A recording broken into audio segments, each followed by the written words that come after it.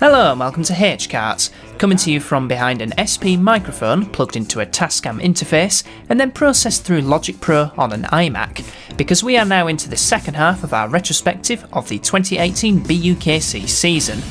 For the first time in its history, Hooton Park played host to a BUKC meeting, and interestingly the rookies took place first rather than the main championship. But we'll go through the big one first. The A and B teams were back to the lineup from Hooton Park, as Aaron Walsh had finally recovered from a severe case of bad advice to Jack Linus. Neither driver was out for the first race of the day. That particular distinction went to B team's Luke Bath up in 7th on the grid, and A team's Alex Gunn just a little bit further down, in 29th. On a damp track and from an unusual angle, Bath received a bit of a mugging by the opposition at the first couple of corners and was shuffled to the midfield, while Gunn made up 10 places. Coming onto the second lap, Liverpool A's onboard smoke grenade detonated. Bath's race became a little bit more testing as an incident dropped him down to the bottom end of the midfield, while Gunn was going in the other direction. Although many drivers had never been to Hooton Park before, the shotgun had actually driven here before. At half distance, he took advantage of poor Warwick E being bullied into a spin to challenge Nottingham A for 5th, which he took at the end of that lap. He took 4th off of Sheffield A a few minutes later, but then received a penalty for an ABC. The livestream didn't reveal much, but Gunn was a bit sheepish after the race, as his victim was in fact Luke Bath. This dropped Gunn from 4th to 6th post-race, while Bath finished 22nd. The top three were Brunel A, UWTSD Swansea, and Cambridge A, but most importantly, Gunn set the fastest lap.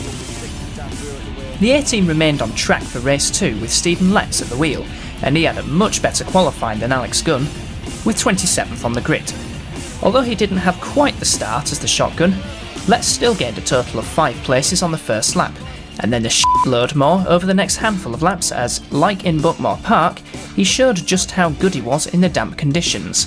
On laps 9 and 10, he went from 8th to 3rd, and he was showing off as well. It had been an electrifying drive from Letts, and he wasn't done yet as he closed up to the two leaders.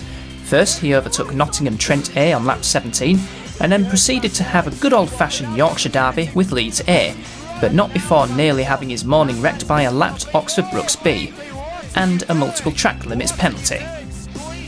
Dogfight resumed at turns 4 and 5, spanking that bottom at turn 1, a multiple contact penalty, and another outrageous overtake going into turn 2 were just some of Stephen Letts' highlights. So first on the road became 3rd behind Leeds A and Nottingham Trent A, but Letts had a lot of fun. Probably. Jack Linus was out for the B team in race 3, and starting from 11th, he had the potential for a good result, but also the potential for being spun round on the first lap and then being collected by Oxford Brooks C. Exactly like that. It was actually Leeds C who had tipped the racing Linus into a spin, which was particularly significant because Huddersfield had loaned Dennis Trott to Leeds for the 2018 season, and a request to have him back early wasn't taken too kindly. As for the race, Linus did what he could to recover, but an unseen incident on lap 10 didn't really help, and neither did this spin. He eventually finished down in 30th place, which was a shame as he had set some very competitive lap times during the race.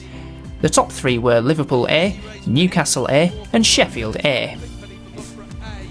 B team's returnee Aaron Walsh was out for race number 4, and after missing Wilton Mill, he was quite eager to bounce back with a hefty bang, metaphorically speaking. He started 26th on a track which was almost dry. A few drivers succumbed to the narrowness of the first corner, but none of them were Captain Chaos, who had a mighty first lap by taking his starting position and dividing it by 2. A couple of laps later, he had divided that number by 2.16 recurring to run in a quite unbelievable 6th.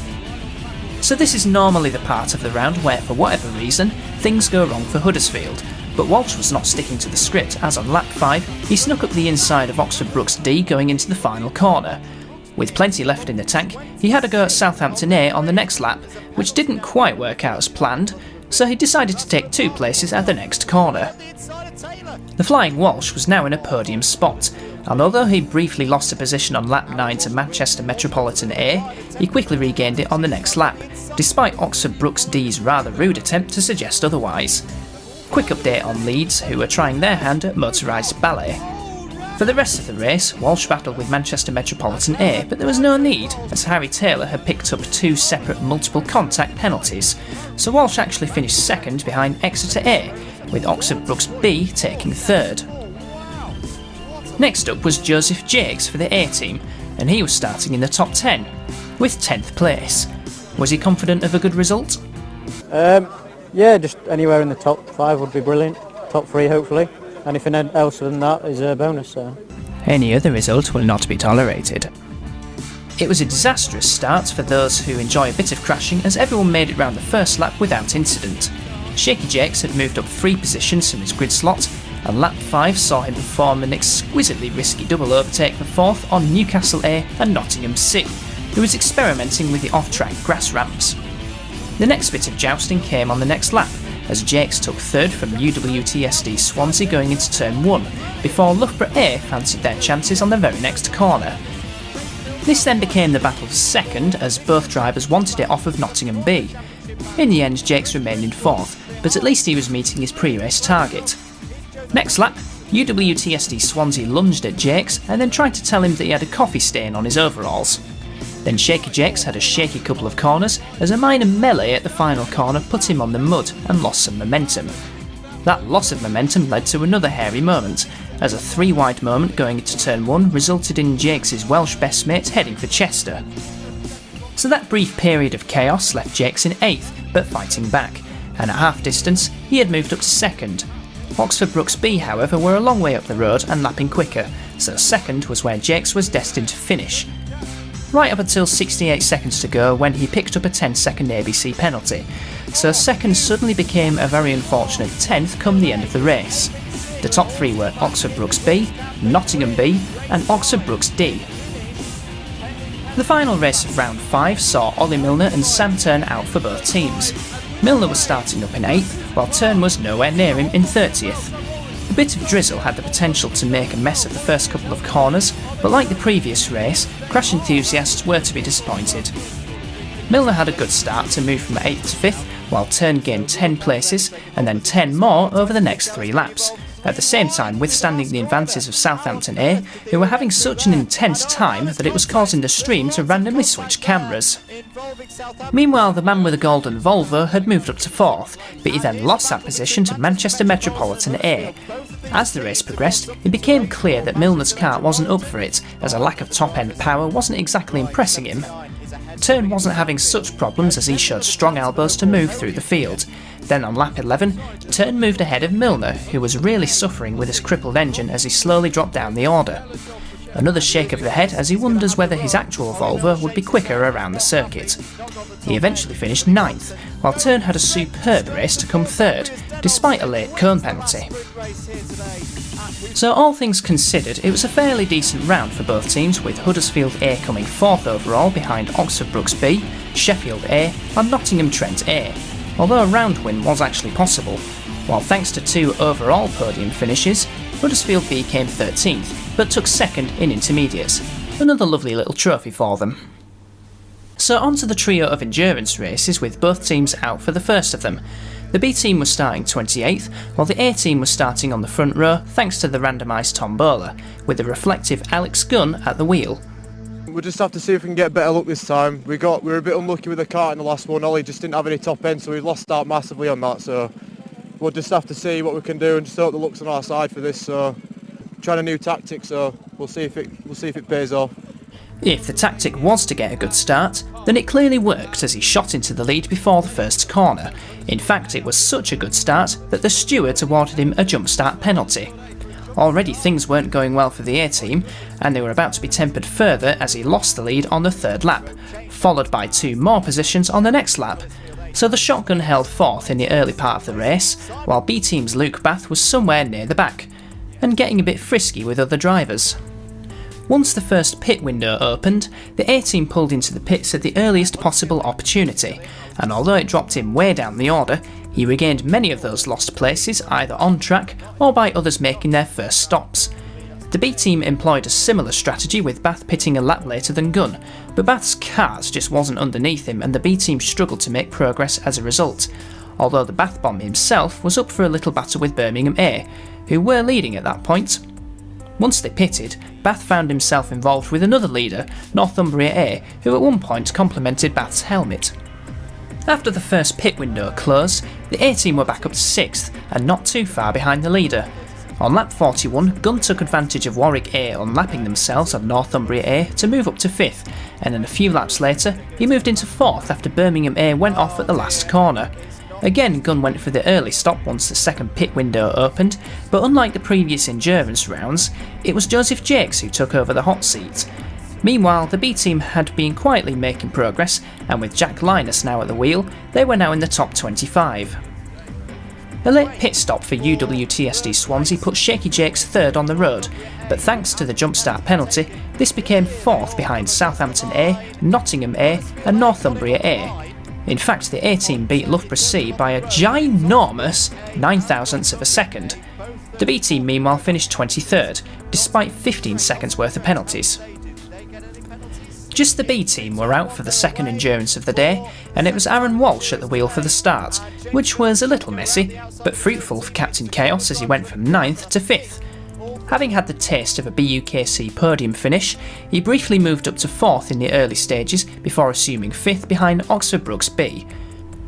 Just before the first pit window opened, Walsh picked up a cone penalty, and another spanner in the works in the form of rain was making its presence felt, as many drivers were beginning to slide about on the greasy surface. Treaded tyres don't exist in the BUKC, but Walsh made an early first pit stop anyway. The rain turned out to be a brief shower and lap times had returned to normal for a bit, but then the rain came back and everyone began to struggle once again. At that point, Walsh was in a comfortable 9th ahead of Oxford Brookes D, who were playing dodgems with Newcastle B. By the time the second pit window opened, Walsh was challenging UWTSD Swansea for 4th. He got ahead going into the final corner and then repaid the favour coming out of it. Having got back ahead of the Welsh team, Walsh then pulled into the pits to hand over to Sam Turn, who seemed eager to show off. With just over 12 minutes to go, the turntable was on the fringes of the top 10 with others still needing to make their second stops. But just out of shot, an incident occurred which resulted in a black flag for Turn, and that pretty much spelt the end of what had been a decent race for the B team. He eventually finished 27th, while the top 3 were Oxford Brookes B, Loughborough A and Sheffield A. The final race of the day featured Stephen Letts and Ollie Milner for the A team starting down in 35th, but that was a blessing in disguise as, well, let Andrew Mather explain why. The BUKC 2018, oh there's all kinds of loading going on, what on earth is going on there? That was a shocking start, and there's going to be a lot of here. That was the worst start I've seen in the BUKC in 6 years. That was awful. Thankfully no one was injured, which means we can all laugh about it. So much so that Letts somehow teleported to the pit lane exit. He regained his position soon after. Take 2, and predictably things were a lot cleaner. Mostly.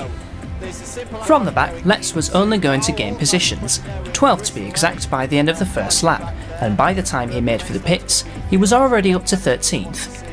In fact, by the time Letts pitted, 9 cone penalties had already been issued, so clearly nobody was heeding JV's driving advice. Here is a shot of Brunel B in the wall at the final corner, and the reason why this is important is because shortly afterwards, Letts received a black flag for an ABC takeout, presumably on said team, but we can only presume. After serving his penalty, Letts crept back into the top 25 at half distance, and briefly ran 12th before handing over to Ollie Milner. That's Imperial A saying hello to Manchester Metropolitan A. With 10 minutes to go, Milner was up to 23rd and being bullied, but a combination of pit stops and penalties for others meant that come the end of the race, the man with the golden Volvo had actually finished 13th. So after an endurance round that would be more suited to a demolition derby, Huddersfield A finished 10th overall after a difficult couple of races, while the B team were 37th after an even more difficult couple of races. At this point both teams' championship chances seemed grim, but there were still 2 rounds to go, and in the words of Commander Peter Quincy Taggart, never give up, never surrender. So onto the Rookies Championship, which happened the day before the mains, and the D team were out first with fan favourite Gary F. Mangan on the case. A superb final lap in qualifying putting 11th on the grid ahead of some big names. For most of the race, however, he battled with the kart as the tyres weren't to his liking. Nevertheless, he still had a top half result on the cards before a spin dropped him down the order and eventually 28th. This also included 2 separate penalties for an ABC and track limits. But that was nothing compared to the 45 seconds that Birmingham D accrued. Race 2 saw both teams out, with C Team's Ben Hinchliffe and D Team's Leonardo Bevilacqua. A very bruising qualifying for Hinchliffe was the main story, as he got involved in a boxing match with another rival. Almost literally. But the Chief Administrative Officer of Hingetown also had his best lap deleted for exceeding track limits. What could have been 12th ended up being 23rd. Bevilacqua meanwhile had qualified a superb last. The start was an exceptionally clean one. A quick restart was in order. On the actual first lap, Hinchliffe had a good start to gain 6 positions from his grid slot and continued to make progress throughout the race, although he was quite lucky to get away with this.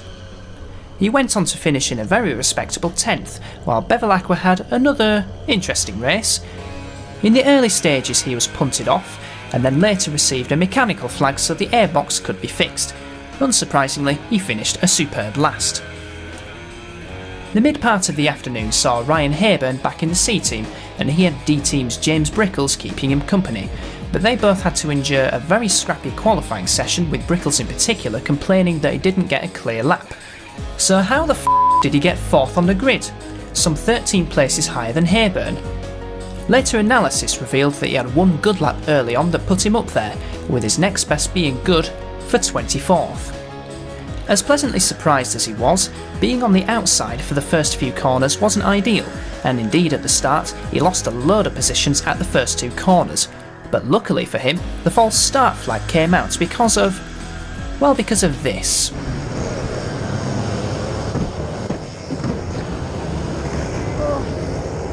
So after a quick visit to the orthopaedist for Hayburn, both drivers regained their starting positions and the choker had a chance to redeem himself. Unfortunately, he made even more of a mess of it as he went off at turn 2 and dropped 12th, living up to his nickname. Luck was still with him, however, as he just about managed to avoid this at the final corner. Having ended the actual first lap in a somewhat fortunate 8th, Brickles kept up a really strong pace and ended up having a terrific battle with Warwick C for 5th. Although Brickles remained in 6th come the end of the race, he was very happy with his day's work. Meanwhile, poor old Ryan Hayburn had a disastrous second start as he was collected by the colliding Leeds E and Liverpool B. He eventually recovered to 19th. The penultimate race of the day featured Wilton Mill winner Jack Hodges for the C team and Liam Draper for the D team. Hodges continued his purple patch in qualifying with a front row slot, while Draper had qualified 24th. The race, however, would prove to be pure unadulterated mayhem. Pretty much every lap featured some sort of incident, starting with this one for Hodges.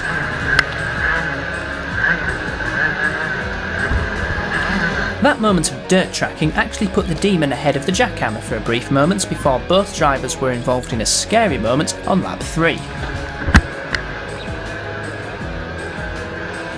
Draper described his race as f***ing f***ed. And coming up next is a short montage of the rest of Hodges' race.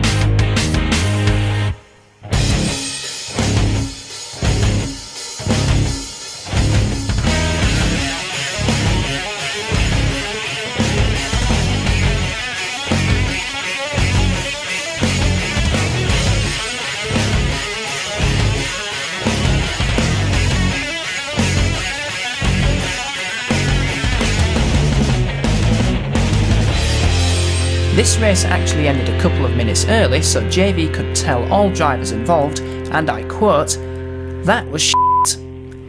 Hodges finished 9th, while Draper finished 22nd. Only the C team were left for the final race of the day, with John Brown at the wheel. Although he was the only Huddersfield driver to dip below 40 seconds during qualifying, the unfortunate situation of being in a very competitive field meant that he started 6th. Like many of the Huddersfield drivers before him, things didn't go quite to plan, as Brown spun off on the 5th lap and dropped down to last place. But like Buckmore, his close quarters racing experience paid dividends as he recovered to finish 15th. So another mixed bag of results left Huddersfield C 12th overall, with Hodges' 9th place being their best result, while Huddersfield D continued their improvement as they came 25th overall. And that wraps up this retrospective of Hooton Park.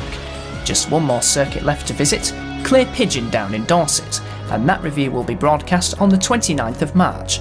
H-Karts would like to thank all our sponsors, and stay tuned and see you soon.